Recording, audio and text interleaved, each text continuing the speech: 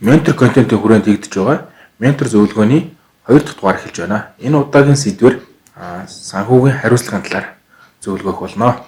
За эхлээд болохоор санхүүгийн хариуцлага гэдэг нь яг юу хэлж байгаа? Энэ ямар учиртай одоо нийслэл бөгөөд зөвлөл гэдгийг та тайлбарлаач. За тэгээ. За зөвлөгөөхөөс өмнө энэ бол миний өөрийн яг практикаас бий болсон зөвлөгөө. Миний практик маань өөрийн бизнес хийж байхдаа олж авсан.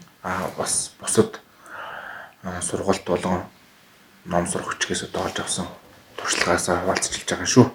За санхүүгийн хариуцлага гэдэг нь болохоор юм. Хүн болгон санхүүгийн зорилго төлөвлөгөө байх хэрэгтэй байдаг байгаа.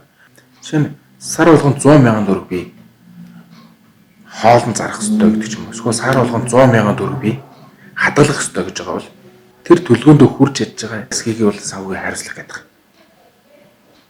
Тэгэхээр одоо сахилга баттайгаар өөрийн төлөвлөсөн санхүүгийн төлөвлөгөөний дагуу байхыг хэлж байгаа гэж ойлгож болох уу?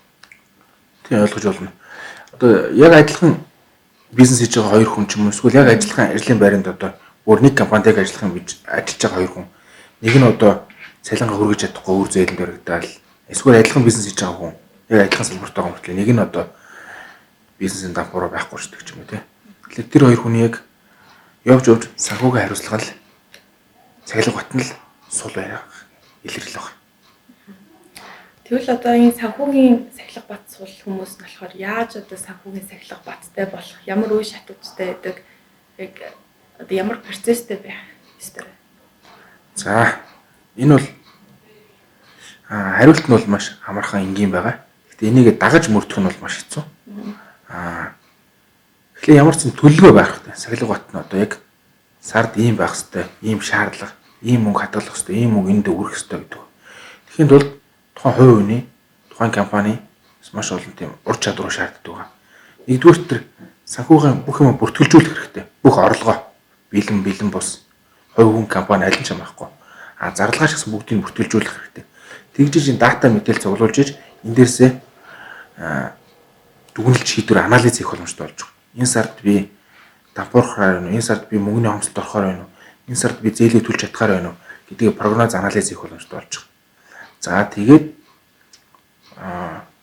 орлого дээр аль болох төвлөрж ажиллах хэрэгтэй. Мөн зарлагаа бас аль болох өөртөө зөв хөрөнгө оруулж явах хэрэгтэй. Жишээ нь зарлагыг хоёр ангилж болно. Цэвэр зарлага гэж болно. Жишээ нь одоо пиав авч явах юм бол цэвэр зарлага бол авчиж байгаа. Хамтрагчтайгаа ч юм ажилчтайгаа ингээ хоолнд орох юм бол эсвэл одоо ажилтныхаа тоог нэмэх юм эсвэл өөртөө хэрэгтэй компьютер ноутбук авах юм бол энэ бол хөрөнгө оруулалт бол явж байгаа. Зарлагыг аль болох хөрөнгө оруулалт руу шиглүүлэх хэрэгтэй. Тэгээд сэтгэл хөдлөл эмоцн дээр тулгуурсан худалдаа авалт хийхгүй яг цэвэр ашигтай хөрөнгө оруулалт хийж худалдаа авалт хийх хэрэгтэй. Гэх мэт эдгээр чадваруудыг зарчмуудыг чамд мөрдөж ажиллах юм бол сахилга баттай төлөвлөгөөндөө хүрч ажиллах боломжтой байдаг. Одоо сэтгэл хөдлөл дээрээ тулгуурлаж худалдаа авалт хийхгүй хаа чухал гэж байгаа шүү дээ. Үнийг удирдахын тулд ямар аргуудыг ашиглах вэ? Жишээлбэл одоо дөнгөж цалин буудаг өдрөө худалдаа авалт хийхгүй байх хэрэгтэй гэх юм уу?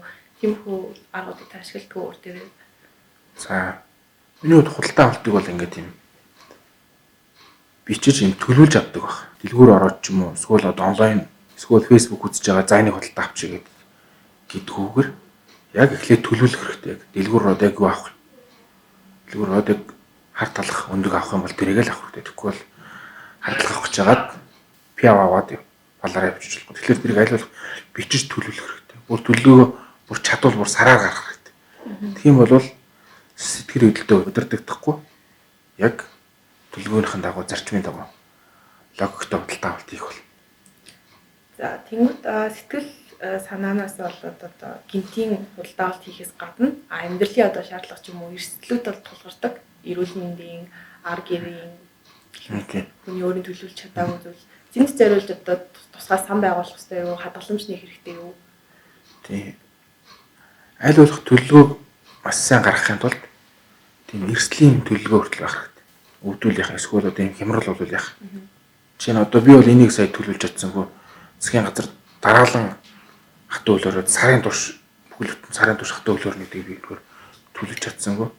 За тэгээд энд ийм эрсдлийн сан бага хэмжээний эрсдлийн сан байсан.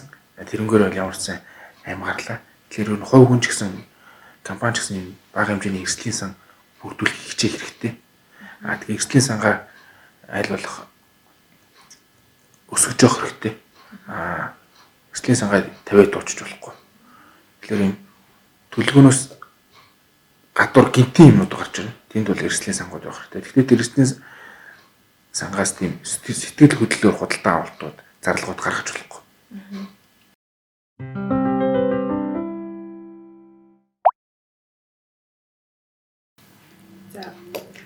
Санхүүгийн хариуцлагын талаар ер нь бол мэдлэг мэдээлэлтэй болоод нэг иймэрхүү процессор явагддаг зүйл гэдгийг мэдлээ. Тэгээ ямар үр ашигтай гэдгийг тодорцсон да.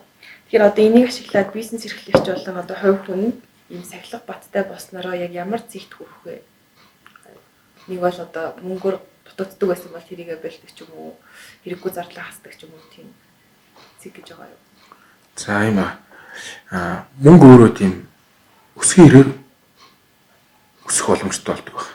Жишээ нь одоо 100 мянгтай хүн сарын дараа тэрийг 110 мянга ч юм уу 150 мянга болох боломжтой байдаг бол сая төгрөгтэй хүн бол сарын дараа ихэд тэрийг сая 100 мянга гэдэг ч юм уу арай ихээр өсөх боломжтой болдог. Тэгэхээр хатгаламжтай, хариуцлагатай мөнгөө зөв зүйл рүү хөрөнгө оруулж чаддаг хүмүүс бол мөнгө нөхшөө илүүх, хөрөнгө нөхшөө илүүх аривж боломжтой. Тэгэхээр ямар нэг ирээдүйд тулгарх эрсдэл болон дахиад мөнгө өсөх боломжинд тэр хүн ашиглаж чадна гэсэн үг. Нэгдүгээр гай тохиоллоход гайг баг зоож гарах нь тийм үү. Хоёрдугаар гой боломж гартлаа гэхэд мөнгөтэй хүн тэр боломжийг ашиглах боломжтой болох. Тэгэхээр бага багаар ч амаахгүй ингээд өөртөө хөрөнгө оруулаад мөнгө зөв зарцуулж явах хэрэгтэй байна. Хөрөнгө оруулалт тал дээр бол хоёр зүйл яваад байна. Нэг нь бол ингээд бит өөрийнхөө сурж өгжүүлэх юм оюуны хөрөнгө оруулалт гэж болно. Нөгөөд нь бол шууд юм мөнгө өсөх хувьцаа авдаг ч юм уу эсвэл одоо сайн бизнес хийж байгаа хүмүүст одоо мөнгө өгдөг ч юм уу эсвэл банкнд татгалуулдаг ч юм уу. Эсвэл бүр юм урт хугацааны хөрөнгө оруулалтууд бас байж болдог байна. Инхийн тулд бас нэлээд мэдлэг чадвартай байх хэрэгтэй болно. Эргүүлээд таны мөнгө санхүүч нь эрсдлээс айхан багсаж бас нөгөө хөрөнгөч хариуцах магадлал өсдөг. За та түрүүний ярьсан бүх зүйлээ базаад дүгнэлт болгоод. За тийм. За төвчлээд л гэдэг. За хариуцлагатай хүн бол ямар ч сан нэгдүгээр төлөвлөгөөтэй байх хэрэгтэй. За тэгээд хоёрдугаар тэр бүх орлого зарлагын бүртгэдэг байх хэрэгтэй.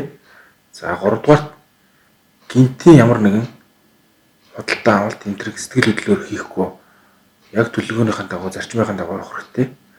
За гинтийн зайлшгүй бий болсон чамаас үл хамааран бий болсон эрсдлийн сан эрсдлийн төлөвлөгөө бас байх хэрэгтэй.